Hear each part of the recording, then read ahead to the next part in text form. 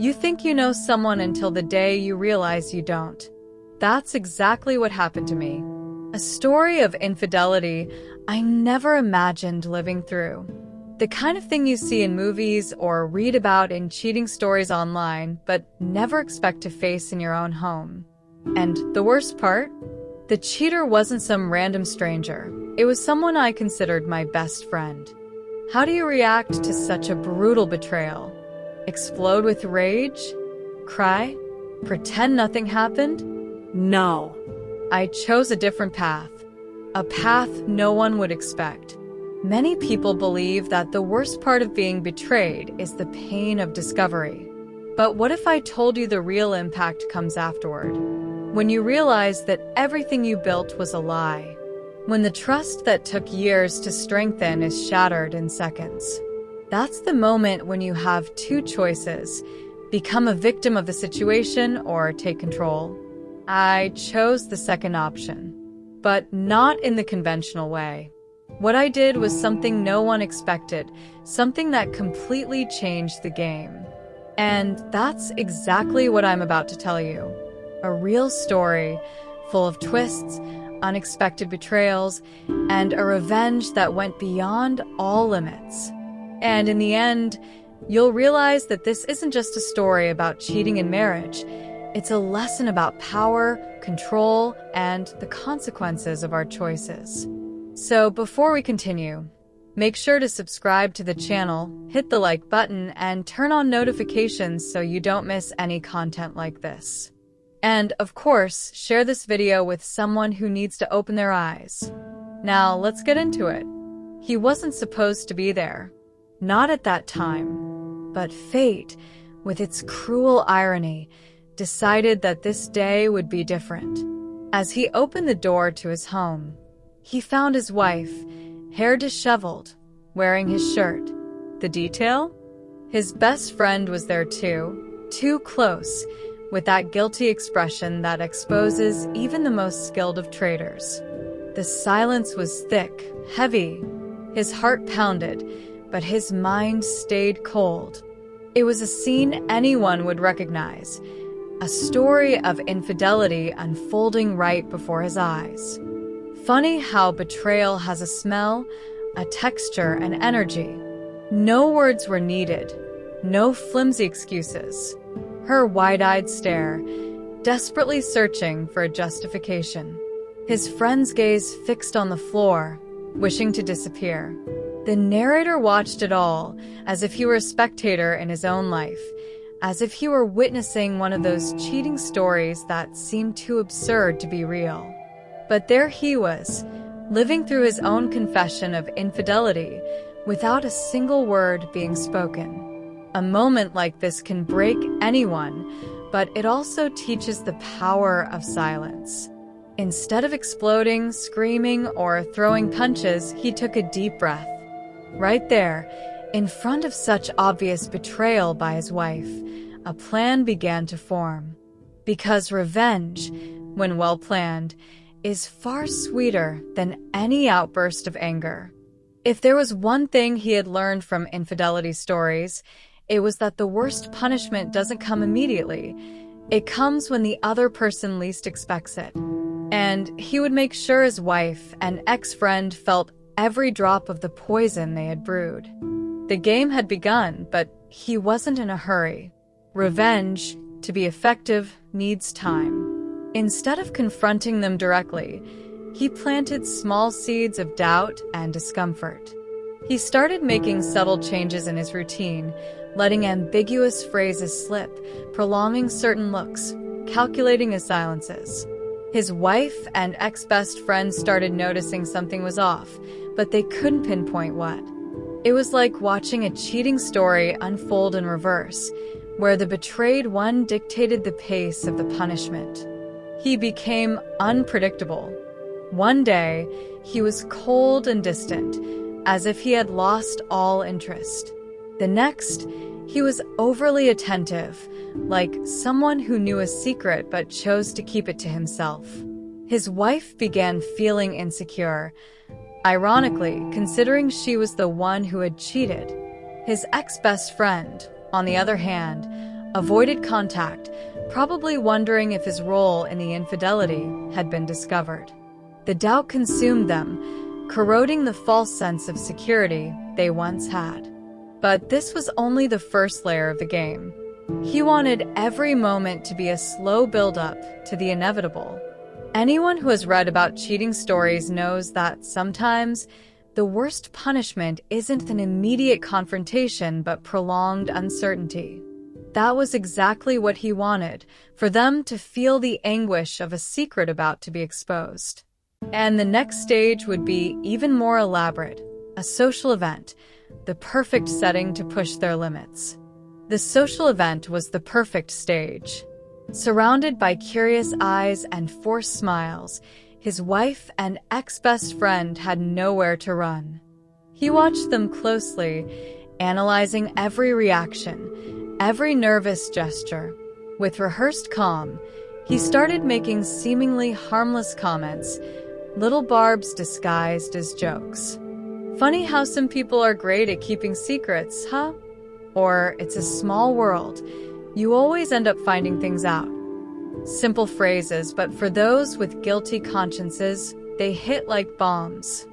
His wife gripped her wine glass tighter than necessary.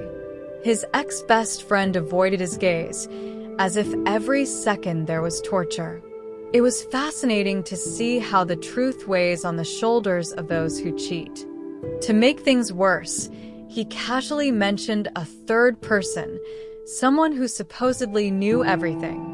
A made-up name, a fictional piece in the chess game. So-and-so told me some really interesting things recently. The panic in their eyes said it all. No words needed to be spoken. The narrator was playing chess while they were still trying to understand the rules of the game. Every insinuation was a check, every silence an imminent checkmate. The event went on, but the atmosphere between the three was no longer the same. Now, his wife and ex-best friend weren't just afraid of being caught. They were certain they were being watched. But the real punishment was still coming, and he would make sure it was unforgettable. Silence can be a devastating weapon. After that social event, he didn't need to say anything more. He just let uncertainty do its work.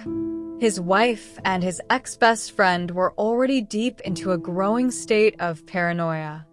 He noticed the furtive glances, the nervous smiles, the way they struggled to act normal. But it was useless. The doubt he had planted grew like a weed, suffocating any attempt to maintain the facade. The betrayal in the marriage had already left marks, but now he was shaping the scars. Messages were exchanged in secret. Whispers arose in the middle of the night. Did he know? Was he waiting for the right moment to act?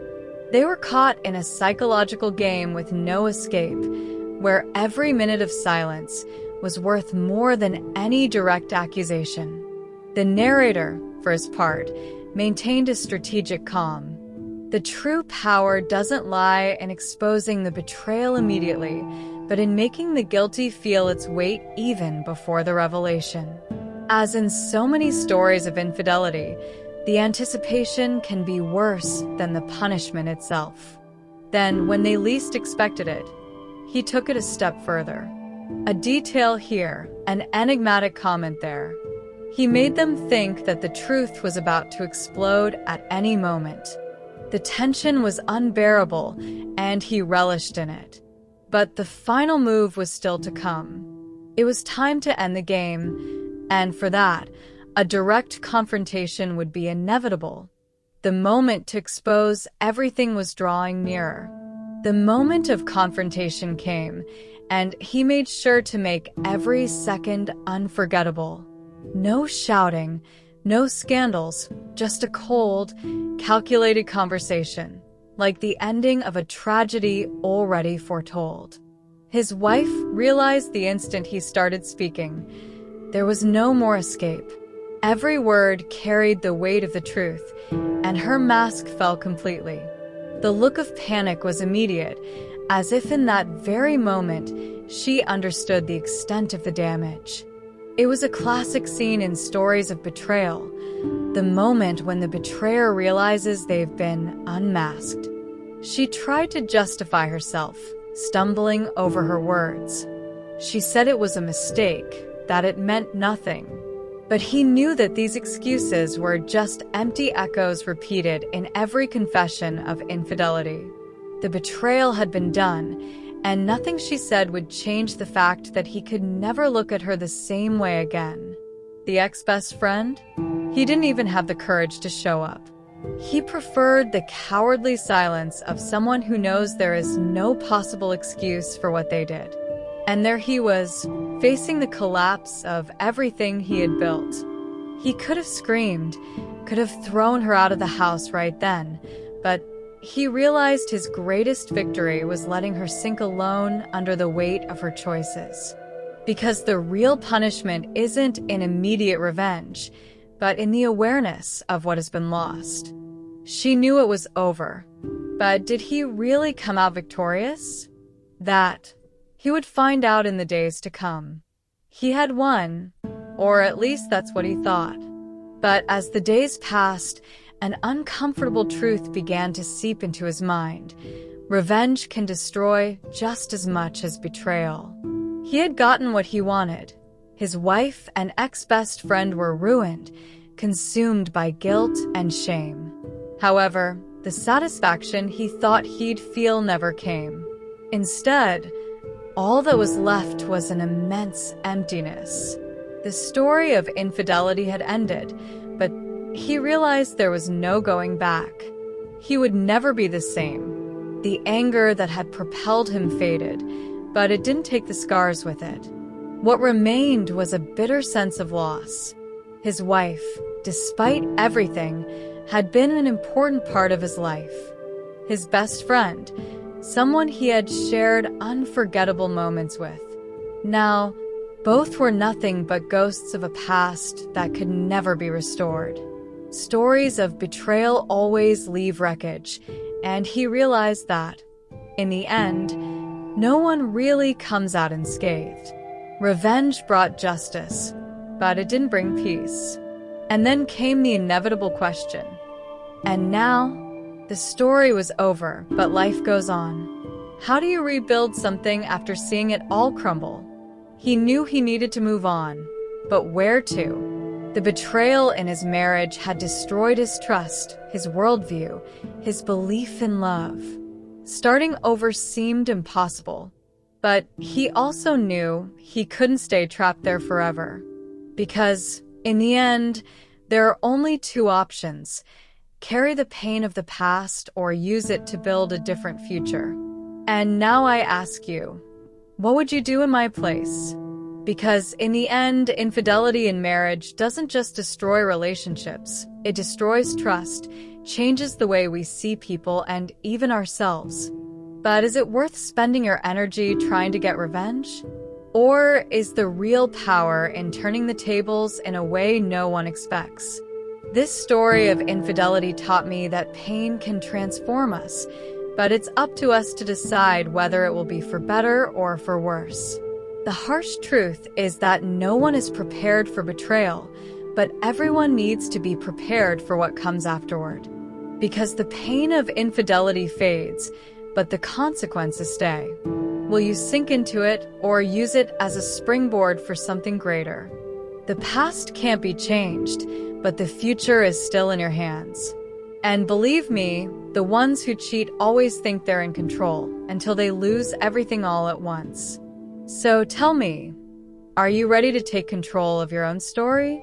If this story made you think, make sure to subscribe to the channel, hit like, and turn on the notification bell to keep up with content that opens your eyes. And of course, comment below. Have you been through something like this?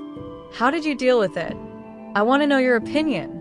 And if you know someone who needs to hear this story, share it right now. We'll see you in the next video.